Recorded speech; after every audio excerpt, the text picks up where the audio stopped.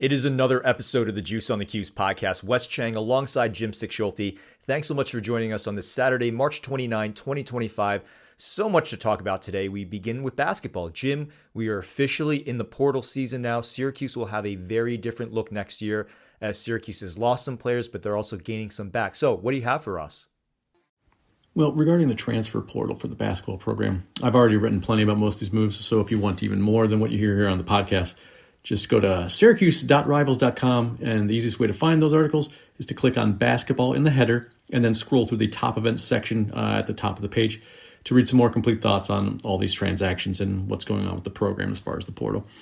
I'll just go through them in chronological order.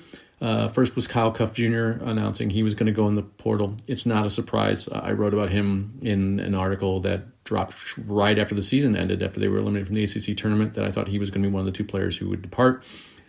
He's an undersized shooting guard, and he unfortunately does not shoot well. He was last on the team in effective field goal percentage, even though he's a pretty good foul shooter. And he also fouls too much, finishing second on the squad in fouls per possession. He'd already been passed over in the playing rotation by Elijah Moore this season. And with J.J. Starling staying and Kyan Anthony coming in, the writing was on the wall that minutes were going to be even more scarce next year. Chris Bell was the second player to announce he was going to the portal, and that's also not a surprise. He's a one-dimensional player, and while he was often quite exceptional at that one dimension, he did get off to a slow start shooting threes this year, but was really good at the turn of the year and through most of the ACC season, shooting over 40% from three before tapering off at the end of the year.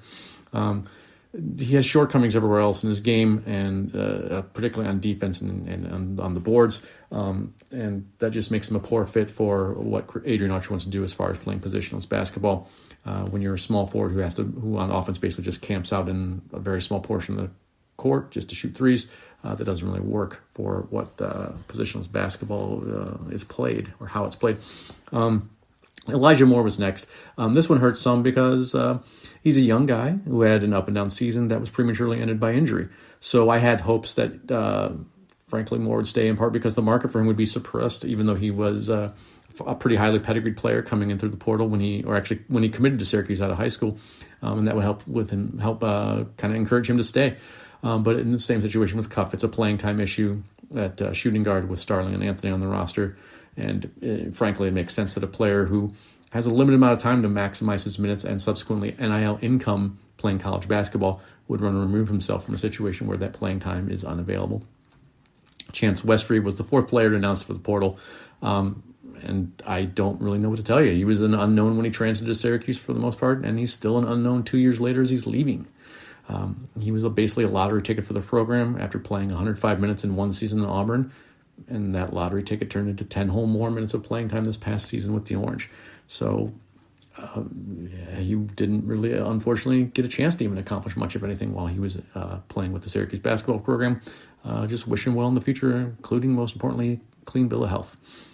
There is one player that the Orange have grabbed out of the portal already, getting a commitment out of William Kyle III, who played at South Dakota State for a couple years, including being first teamer and defensive player of the year in the Summit League his sophomore year, before going to UCLA and playing at the back of the rotation for the Bruins last year as their 10th man. Kyle's a very athletic power forward. He's got enough size that he can cheat a little at center and play some there, especially when you factor in his leaping ability. That leaping ability has helped him turn into being a pretty good shot blocker. Even at UCLA, facing a higher level of higher caliber competition on a regular basis, and Kyle basically focuses on working on the close in near the rim on the offense. I think on the offense with the Orange, he'll fit in kind of as a screener with the ability to roll the hoop as well as dive to the hoop on other actions, just being an athletic rim runner and kind of make offense happen with athleticism and effort more than being a focal point of the offense. And I think he'll probably get somewhere around 15 minutes a game off the bench next season. And he could possibly end up as a starter, but that would pretty much only just be a name only where his playing time stays around that level. I don't see, even if he was a starter, him getting a lot more minutes. Yeah, so just starting off on what you finished with William Kyle, to your point, I think it depends on the context you look at him. If you're looking at him as your primary center who's going to be playing 35 minutes a game, that would be a very concerning signing. But if you look at it in the context of a depth piece who can protect the rim, bring energy to the court for 15 to 20 minutes a game, that sounds about right. He's a little undersized at 6'9". He had some injury issues last year, but What I really like about him is the athleticism he brings to the table. Obviously, last year, the main thing you and I kept talking about was the lack of rim protection. And in just 10 minutes a game with the Bruins, he was already averaging over half a block a game, which tells you that, at least in the athleticism department, in the playing above the rim department, that's a good get for Syracuse. Again, if that's indeed his role as an energy player off the bench, I do like the signing. One other name worth mentioning here is Syracuse that Syracuse has been linked to. That's Oregon State transfer Nate King. Syracuse needs a sharpshooter to replace the departing Chris Bell, and King shot 45% from downtown last season, averaging 11.6 points per game. So that's kind of the 3-and-D guy that you wanted, Jim. And Jim, we move on to football. Syracuse landed 4 commitments since spring practice started.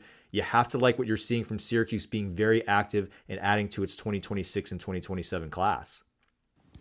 The 4 players who've committed to the SU football program recently, there's no real simple thread that kind of goes through them all. They're all kind of, their recruiting and their abilities as players kind of are all just different, which is kind of something I like, actually.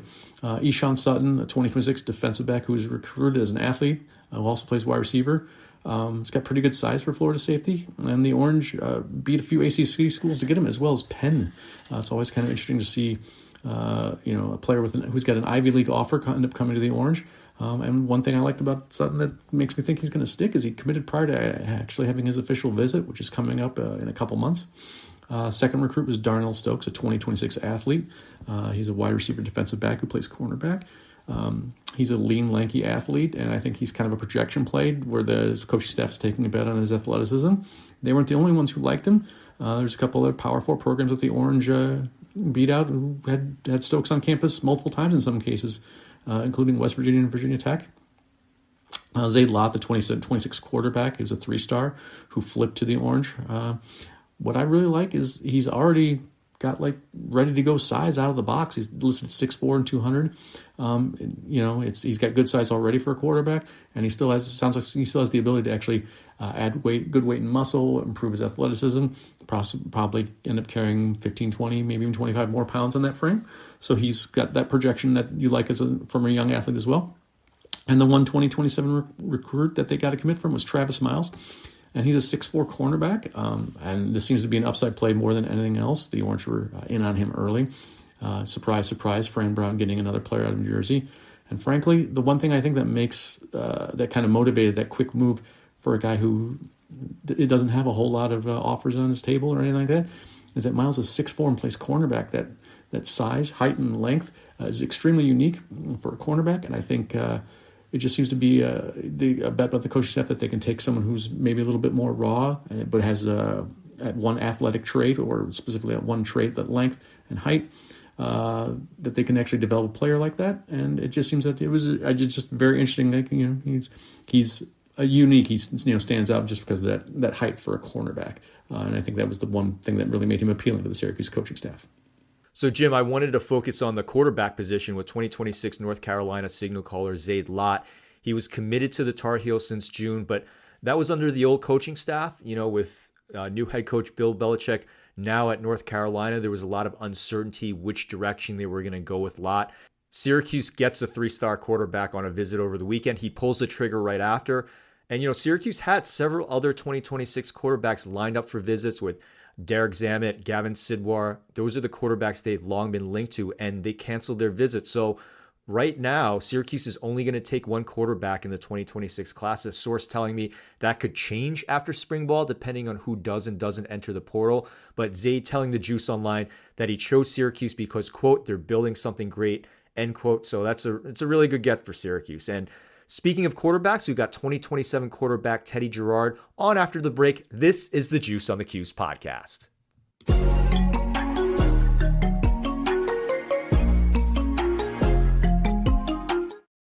This is the Bet Online read. Bet Online is the world's most trusted betting platform and your number one source for betting on all the madness. Even if your bracket is busted, Bet Online has more ways to stay in the action with a free Sweet 16 bracket and live betting on every remaining tournament game. With the largest selection of odds on everything from college basketball, MLB, NHL, and MMA, BetOnline continues to be your number one source for sports betting. From every Cinderella to every hat trick, BetOnline has you covered with odds, stats, and more for every play and every win. BetOnline, the game starts here.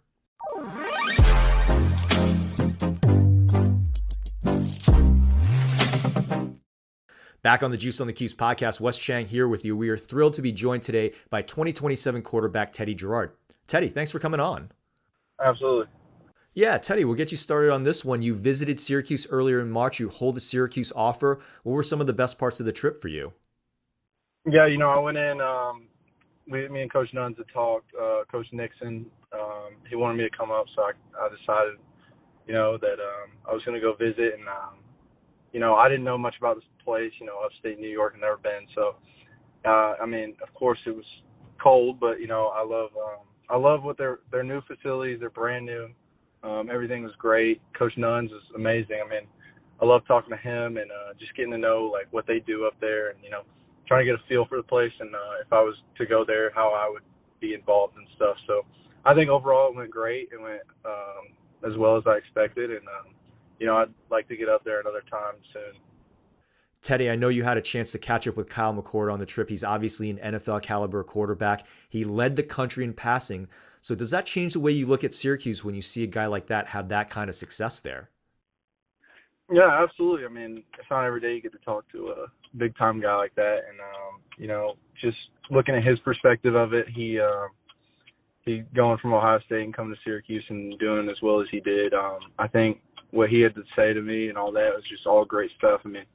Coach Nuns is great with his quarterbacks, and what he's teaching in that offense is an NFL-style offense. So, you're going to get the best of the best and the best coaching and the best chances to, compete at the next level. So I think just talking to him about it, I think it's great. I think Syracuse is a great spot, and I think going forward, they're definitely a place to look at.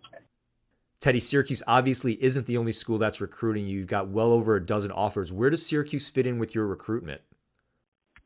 I think what Syracuse is doing with their offense, their pass game, fits me really well, and I'd love to go to an offense like that that Coach Nixon's doing. I'd love to just, compete and, go somewhere that fits me for what my play style is and what I'm doing. So, I think Syracuse is one of those that definitely fits that. And I think going forward, they're definitely up there. I want to keep talking and building a relationship with Coach Nixon and Coach Nuns and Coach Fran as well. But I think going forward, just building a relationship, and it's still early in the process, but I think it'll be good going forward.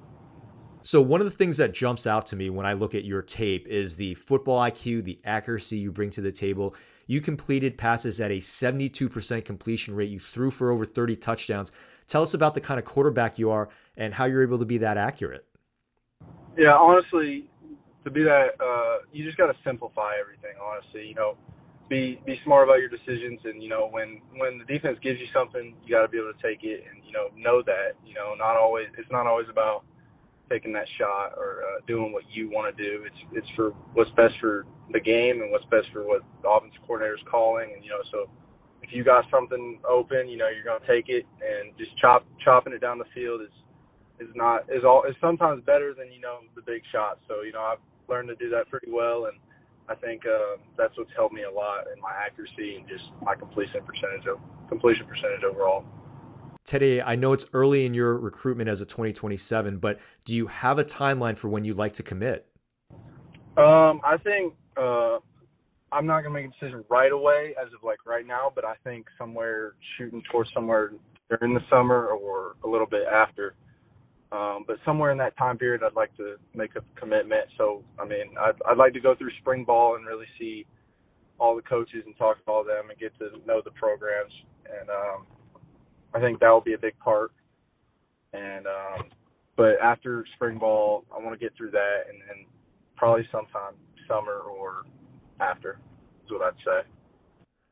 And Teddy, we'll get you out of here on this one. I know you've mentioned that it's important to go to a school where you get to showcase your NFL ability. What else are you looking for in a college? Does conference matter? Is it coaching? Is it location? Yeah, no, the school doesn't matter to me at all, the level-wise or any conference. But I think the main thing is I want to go somewhere that I'm wanted.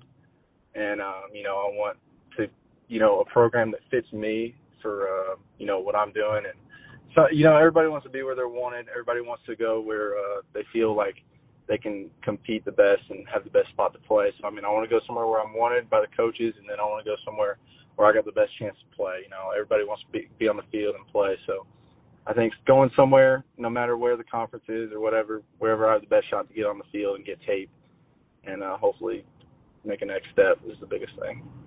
Teddy, thank you so much for coming on again. 2027 quarterback Teddy Jarrard, thanks for taking a couple minutes with us. Absolutely. I appreciate it. Thanks for the call.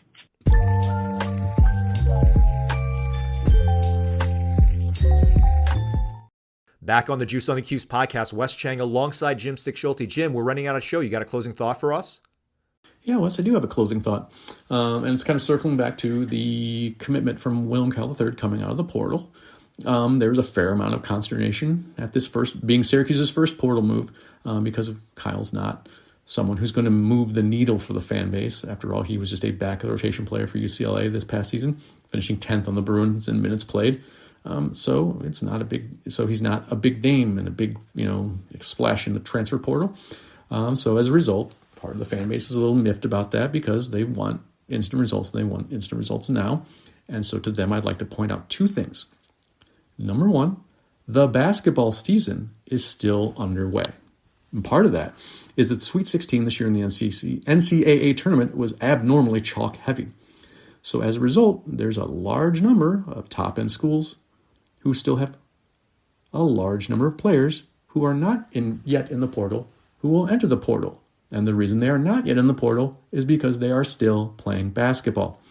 So out of those 16 teams who are still playing as of earlier this week, I would put forth an extremely conservative estimate that there are at least 50 players who are going to enter the portal after their respective seasons are done. So just calm down. And yes, those teams who are still playing right now will end up being recruiting players out of that portal as well. But with teams now having general managers who can be in contact with player agents as things go, a lot of the matchmaking work is probably already done. The second thing is, just because Kyle's the first player committed to Syracuse does not mean he's the best player that the Orange are going to get as a commit. He's a rotational piece with the athleticism and skill set the Orange management team, for lack of a better term, wanted as part of the rotation and almost certainly acquired with a modest NIL investment, regardless of what someone said online. What would be gained by waiting to sign an affordable player who is likely going to end up fourth in your big man rotation? That's right. Just the chance of someone else swooping in and grabbing him while you're standing around waiting. In other words, the portal is a marathon, not a sprint. Maybe you should let that management team build their entire roster before you start judging them and their plan, unless you think SU is playing next season with a 7-man roster. Yeah, Jim, I agree. You just have to let things play out. We'll see what the final roster looks like before we pass judgment here. We've got 7 of 12 spots filled. Just curious to see what the other 5 spots will look like. And Jim wanted to close on O'Shea Brissett. The Philadelphia 76ers signed him to a 10-day contract using the hardship exemption because they're just that injured at this point. Brissett played 6 games for them, starting 2. He averaged 8.7 points and 3.7 rebounds in those games in 23 minutes. Sixers didn't choose to sign him to a second 10-day contract, but regardless, just nice seeing O'Shea back in the NBA, even if just for a little bit. That's it for us. For Jim Stechschulte, this is Wes Cheng. You've been listening to the Juice on the Cuse podcast presented by Believe in Rivals, and we will see you next time.